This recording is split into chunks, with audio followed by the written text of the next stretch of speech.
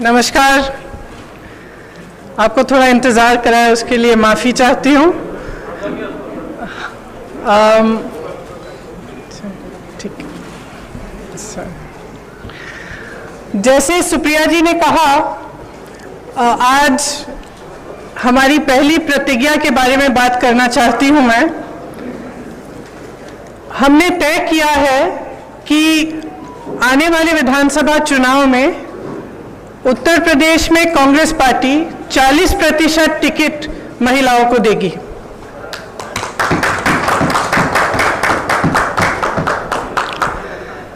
हमारी प्रतिज्ञा है कि महिलाएं उत्तर प्रदेश की राजनीति में पूरी तरह से भागीदार होंगी। ये फैसला हमने किस लिए किया? जब मैं 2019 के चुनाव में उत्तर प्रदेश प्रचार के लिए आई थी, तो इलाहाबाद यूनिवर्सिटी की कुछ लड़कियां मेरे से मिली और उन्होंने मुझे बताया कि किस तरह से यूनिवर्सिटी के नियम कानून, हॉस्टल के नियम कानून उनके लिए अलग थे और पुरुषों के लिए अलग। ये निर्णय उनके लिए लिया है। ये निर्णय मैंने उस महिला के लिए लिया है जिसने गंगा यात्रा के दौरान मेरी नाव को वापस तट पर बुला के कहा कि मेरे गांव में पाठशाला नहीं है, मैं अपने बच्चों को पढ़ाना चाहती हूँ। ये निर्णय उस लड़की, प्रयागराज की एक लड़की पारो के लिए लिया गया है जिसने मेरा हाथ पकड़ के मुझे कहा कि दीदी बड़ी होकर मैं नेता बनना चाहती हूँ। ये निर्णय उसके लिए है। ये निर्णय चंदौली में जो शहीद एयरफोर्स के पायलट हैं उनकी बहन वैष्णवी के लिए है, जिसने मुझे कहा कि उनके भाई शहीद हो गए हैं लेकिन वो पायलट बनना चाहती है। ये निर्णय उन्नाव की उस लड़की के लिए है जिसको जलाया गया, मारा गया, उसकी भाभी के लिए है जो आज भी संघर्ष कर रही है उसका, और उसकी 9 साल की भाभी की बेटी के लिए है जिसको स्कूल में धमकाया गया था। ये निर्णय हाथरस की उस माँ के लिए है जिसने मुझे गले लगाकर कहा कि उसको न्याय चाहिए, उसको न्याय नहीं मिल रहा है। ये निर्णय रमेश कश्यप की बेटी के लिए है, उसका नाम भी वैष्णवी है, जो बड़ी होकर डॉक्टर बनना चाहती है। लखीमपुर में एक लड़की मेरे से मिली, मैंने उससे पूछा क्या बनना चाहती हो बड़ी होकर, उसने कहा प्रधानमंत्री बनना चाहती हूँ। उसके लिए है ये निर्णय। ये निर्णय लखनऊ की एक बस्ती में लक्ष्मी वाल्मीकि के लिए है जो ITI पढ़ी है, BA की है, उसने कंप्यूटर कोर्स किया है, आज तक उसे नौकरी नहीं मिली है। ये निर्णय उसके लिए है। ये निर्णय सोनभद्र में उस महिला के लिए है जिसका नाम किस्मत है, जिसने अपने लोगों के लिए आवाज उठाई, संघर्ष किया और न्याय मांगा। ये निर्णय उत्तर प्रदेश की हर एक महिला के लिए है जो बदलाव चाहती है, जो न्याय चाहती है, जो एकता चाहती है, जो चाहती है कि आगे बढ़े उसका प्रदेश। मैं आप सबसे कहना चाहती हूँ, आप समाज सेविका हैं, आप अध्यापक हैं, आप एक नौजवान महिला हैं जो आप अपना भविष्य बनाना चाहती हैं, आप प्रेस में हैं। अगर आप बदलाव चाहती हैं तो इंतजार मत करिए। आपकी सुरक्षा कोई नहीं करने वाला। सब बातें करते हैं, सुरक्षा करने का जब समय आता है तो सुरक्षा उनकी होती है जो आपको कुचलते हैं। आज सत्ता का नाम यह है कि आप खुलेआम पूरे पब्लिक के सामने लोगों को कुचल सकते हैं। ये सत्ता बन गई है, ये गलत है। घृणा का बोलबाला है, नफरत का बोलबाला है, गलत है। इसको महिलाएं बदल सकती हैं।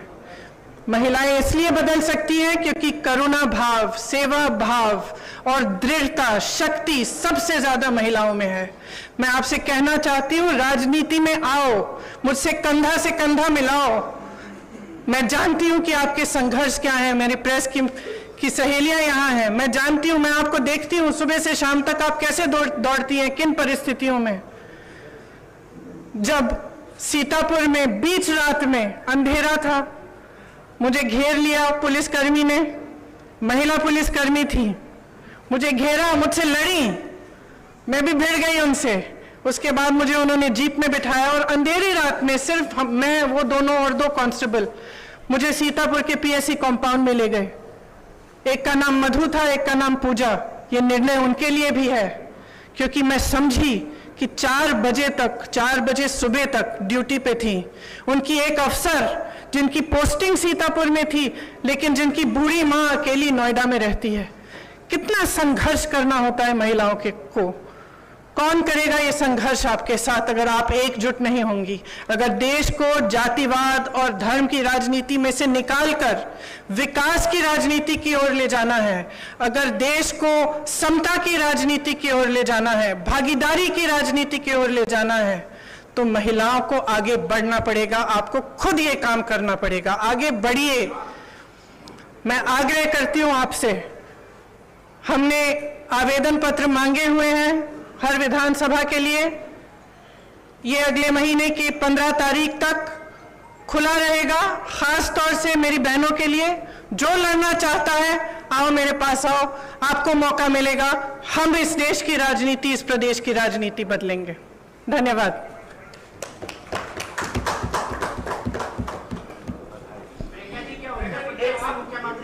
हम लोग सवाल लेंगे।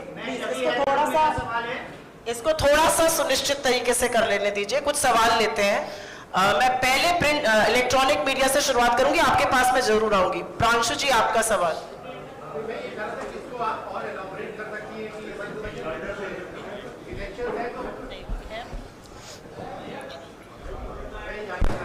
इसको अगर और इलैबोरेट कर सके कि इस डिसीजन के पीछे का एक पॉलिटिकल रैशनल क्या है, क्योंकि लोग ये चाहेंगे। सुनाई नहीं दे रहा। थोड़ा सा शांत रह जाइए, आपके कोलीग को सवाल। मैं ये पूछ रहा था कि इसको आप थोड़ा सा अगर और इलैबोरेट कर सके कि इसके पीछे का रैशनल क्या है, क्योंकि लोग ये कहेंगे कि चुनाव का सीजन है और आप इतना बड़ा एक गैम्बिट ले रही हैं कि आप कह रही हैं 40% टिकट, जो कि लगभग 100 टिकट से ज्यादा होगा, आप महिलाओं को। मेरी बस चलती तो 50 करती। तो इसके पीछे का रैशनल क्या है? दूसरा, क्या आपको लगता है कि ये जो प्रोसेस है अभी टिकट देने का और उसके बाद आपकी पार्टी के अंदर जो ओवरऑल एक नेशनल लेवल पे यूपी के बियॉन्ड भी महिलाओं का जो रिप्रेजेंटेशन है, क्या उसको बढ़ाने के पीछे का थॉट प्रोसेस ओरिजिनल? देखिए, यहाँ पे बढ़ेगा तो नेशनली भी बढ़ेगा। मैं यूपी की इंचार्ज हूँ। यहाँ का निर्णय हम लोगों ने लिया है, सबकी सहमति के साथ लिया है। इसके पीछे, जैसे मैंने कहा, मुख्य सोच ये है कि जो महिला है वो एकजुट होकर एक फोर्स नहीं बन रही है, उसको भी जातियों में, धर्मों में बांटा जा रहा है। राजनीतिक पार्टियां सोचती है कि एक गैस सिलेंडर देके, 2000 रुपए देके खुश कर देंगे, लेकिन जो महिला का संघर्ष है वो एक बहुत लंबा और बहुत गहरा संघर्ष है। अगर हम समझेंगे नहीं कि हमें एकजुट होकर ये संघर्ष करना है, तब तक हमारे समाज में, हमारे देश में, हमारी राजनीति में बदलाव नहीं आ सकता है। तो सोच ये है कि हमें जाति से ऊपर उठकर, धर्म से ऊपर उठकर, जो प्रदेश है, देश है, एक तरह से हम महिला है वो सबसे बड़ी चीज है हमारे लिए। हम एक दूसरे के संघर्ष समझें। जब हम देखें कि एक महिला लड़ रही है तो हमारे मन में ये नहीं आए कि अच्छा ये तो ऐसी महिला है या वैसी महिला है। हमारे मन में ये आए कि ये महिला है, मेरी बहन है, मुझे इसके साथ खड़ा होना चाहिए, मुझे इसके साथ लड़ना चाहिए। ये भावना है इसके पीछे। जयनेन्द्र जी, एबीपी, उनका हाथ उठा हुआ है। मैं आप सबके पास आऊंगी, थोड़ा सा धैर्य रख लीजिए।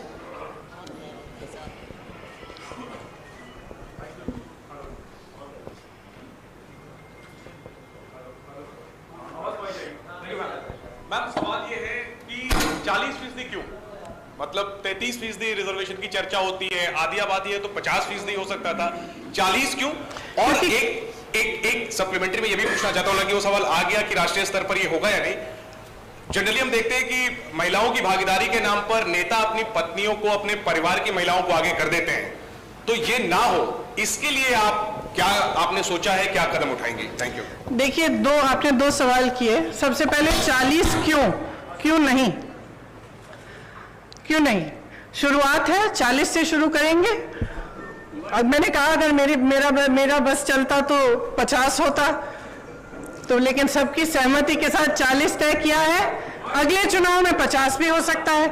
सबसे पहला ये। दूसरा, देखिए, ये सच है कि कई बार लोग अपनी पत्नियों को, बेटियों को चुनाव लड़वा लेते हैं, लेकिन इसमें कोई इतनी बड़ी बुराई नहीं है। लड़ लेती हैं, उसके बाद सक्षम हो जाती हैं। मुझे याद है, एक अमेठी में एक प्रधान थे, उन्होंने अपनी बीवी को लड़ाया, कुछ साल बाद मेरे पास आए, कहा कि आप संभालिए, मुझसे तो नहीं संभलती है, सारे निर्णय ले रही हैं। तो मैंने कहा, आप क्यों रो रहे हो? तो ये तो देखिए, ये प्रोसेस होता है, एक शुरुआत होती है इस प्रोसेस की, और आस्ते आस्ते सक्षमता मिलती है। तो इसमें कुछ, मुझे तो कोई बुराई नहीं लगती है। सीमांत लखवी जी, भारत समाचार से। सब पुरुष पूछ रहे हैं। नहीं, महिलाओं के पास इसके बाद आऊंगी आप लोगों के पास इसके बाद। मैम, 2017-2019 में जिस तरह के नतीजे रहे हैं कांग्रेस के, सबने देखा, तो क्या इतनी बड़ी संख्या में महिला मजबूत प्रत्याशी आप लोगों को मिल पाएंगी 2022 के चुनाव के लिए? देखिए, हमें प्रत्याशी मिलेंगी, लड़ेंगी वो। अगर इस बार मजबूत नहीं होंगी, अगली बार मजबूत होंगी। हमें लड़ाना है, हम पूरी तरह से मदद करेंगे, समर्थन करेंगे और लड़ेंगे जी जान से। एएनआई से कामना जी, अब मुझे लगता है कुछ महिलाओं को चांस जरूर देना चाहिए। एएनआई से कामना जी।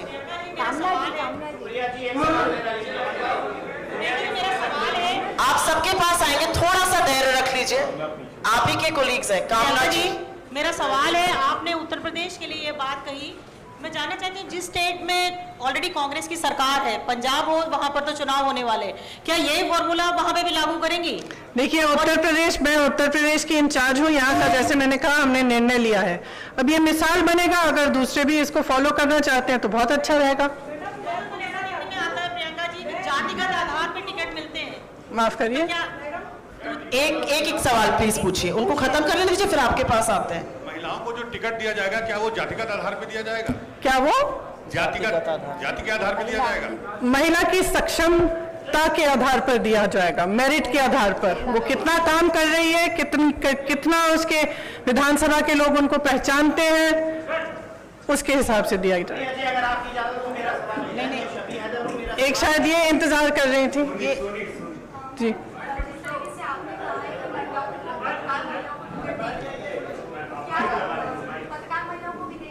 क्यों नहीं, क्यों नहीं?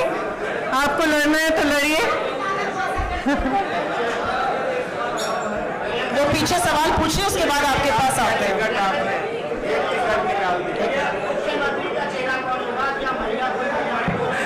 वो आगे जाके देखेंगे। क्यों? मैं जब बताऊंगी, जब बताना चाहती हूँ। 1 मिनट रुक जाइए सर। हाँ, आप पूछिए मैडम। रितु सिंह लखीमपुर वाला भी दोहरा दीजिएगा।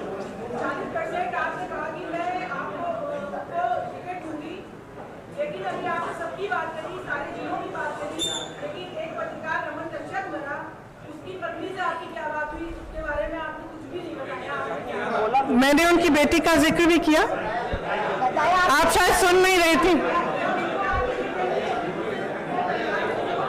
सॉरी, और वो लड़ना चाहेंगे तो जरूर। 1 मिनट रुक जाइए, उन्होंने जिक्र किया, शायद आपने सुना नहीं, उन्होंने उनकी बेटी के बारे में क्या बातचीत हुई उसका पूरा जिक्र किया।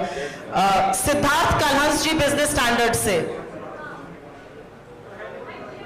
यहाँ पे 2 मिनट बैठ जाइए, अभी वो पूछ रहे हैं, उनके हाथ में माइक है।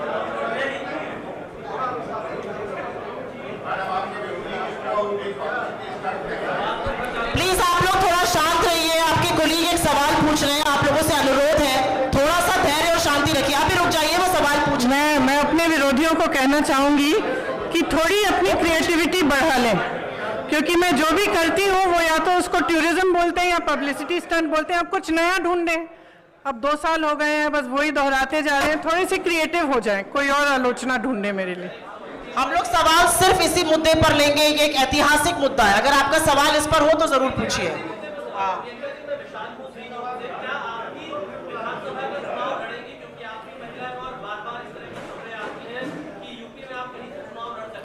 ये निर्णय मैंने अभी लिया नहीं है, अभी कुछ टाइम है चुनाव के लिए, मैं ले लूंगी। हाँ, इस पे सोच के मैं निर्णय लूंगी कि लड़ना है कि नहीं। रोहित जी, नवभारत टाइम्स से। नवभारत टाइम्स से रोहित जी।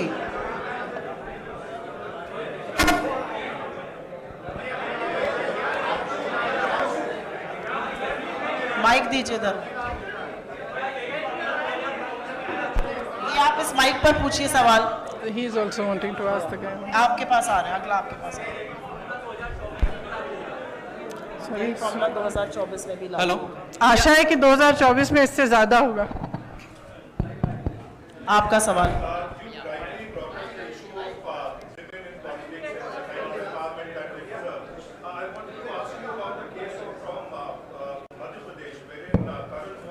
Hello, We are restricting.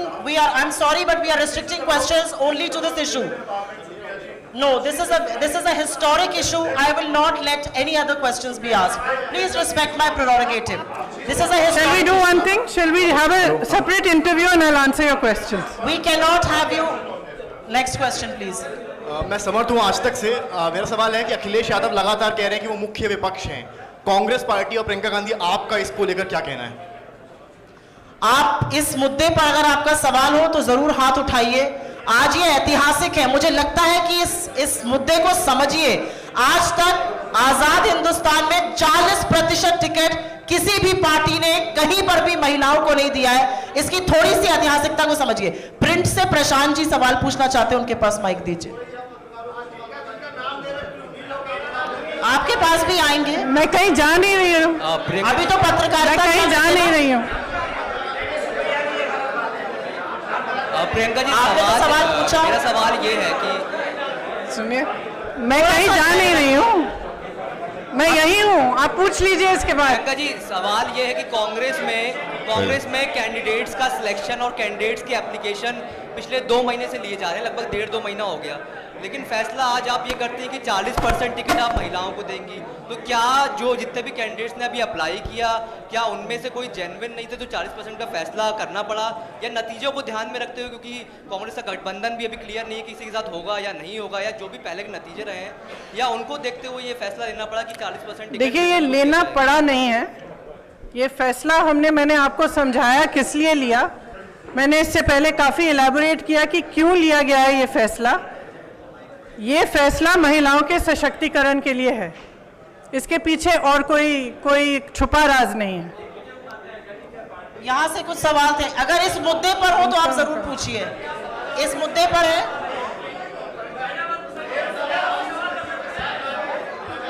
इनको माइक दीजिए। एक करके पूछिए। ये एक सवाल मेरा ये है कि कांग्रेस की रणनीति क्या है? किस रणनीति? ये माइक दीजिएगा, इनको आवाज नहीं आ रही है।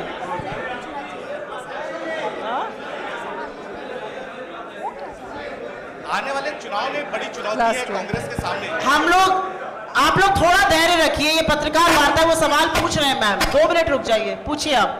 इस मुद्दे पर अगर है तो, इसके अलावा हम लोग किसी मुद्दे पर आज चर्चा नहीं करेंगे। आने वाले समय में बड़ी चुनौती है कांग्रेस के सामने। आप अमेठी जैसी जगहों पर आप सीट हार गई, तो कैसे अपने लोगों को आप इकट्ठा करेंगे? क्योंकि जिस तरह से आप देखिए, भारतीय जनता पार्टी ने अपने तमाम प्रोग्राम चलाए हैं, उसकी अपेक्षा कांग्रेस उतना जमीन पर दिख नहीं रही। आपको शायद मालूम नहीं होगा कि पिछले 2 सालों में 18,700 से ज्यादा कांग्रेस के कार्यकर्ता जेल गए हैं उत्तर प्रदेश में। 3 दिन से 3 महीनों के लिए लगातार प्रोग्राम कर रहे हैं। और शायद आपने भी महसूस किया होगा कि अगर सड़क पे कोई पार्टी लड़ रही है तो वो कांग्रेस ही है। प्रियंका मैम, मेरा एक सवाल है आपसे कि राहुल जी आते हैं, वो राजीव सुरजेवाला के साथ होते हैं, आप सुप्रिया जी के साथ आई हैं।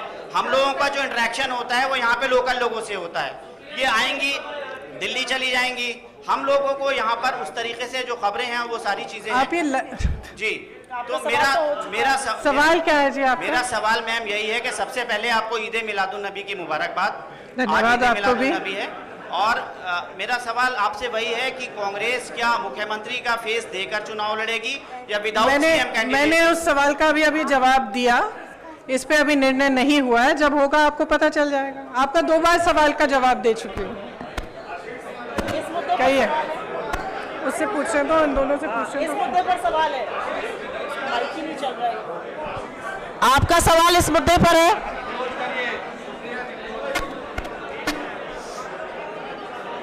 उनको माइक दे दीजिए ना पीछे।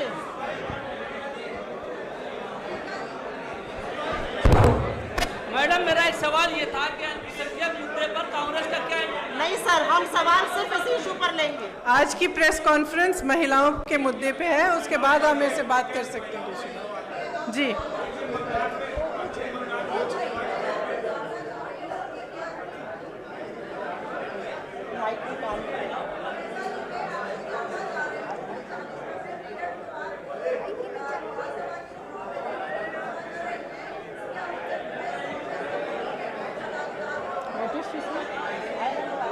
सुनाई नहीं दे रहा।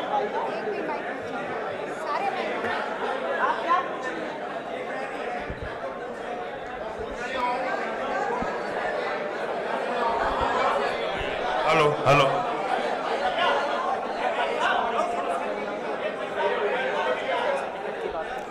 देने की पूरी कोशिश करेंगे हम। अंतिम 2 सवाल लेंगे आप प्लीज। उधर से काफी समय से इंतजार कर रहे हैं। टोटल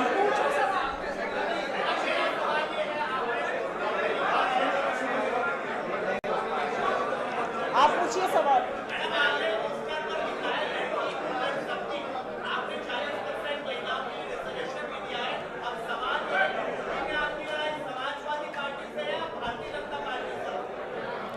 मेरी लड़ाई एक नए तरह की राजनीति को बनाने के लिए है।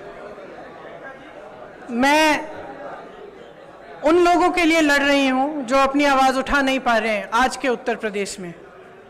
आज के उत्तर प्रदेश में कोई अपनी आवाज उठा नहीं सकता, कुचला जाता है, चाहे वो महिला हो, दलित हो।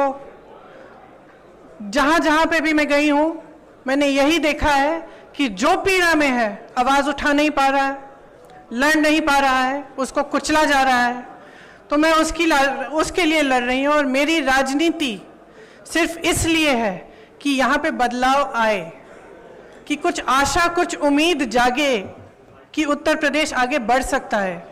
एक ऐसी राजनीति बन सकती है इस प्रदेश में जिसमें करुणा का भाव हो, सेवा का भाव हो, सिर्फ मारने, कुचलने और सत्ता का दुरुपयोग करने का नहीं।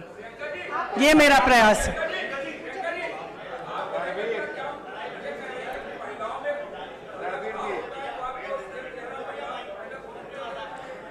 अब ठहरिए, देखिए क्या होता है आगे आगे।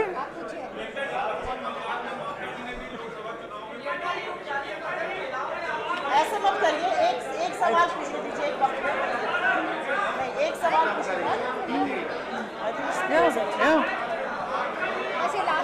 आप लास्ट सवाल। आप यहाँ पे मुझे कम महिलाएं दिख रही हैं, इसलिए इतना कम अनुशासन है। देखो कितनी शालीनता से खड़ी है वहां पे पीछे, और आप सब चिल्ला रहे हैं।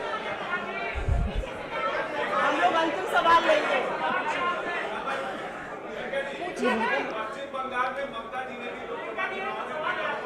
रुक जाइए, अभी पूछ रहे हैं।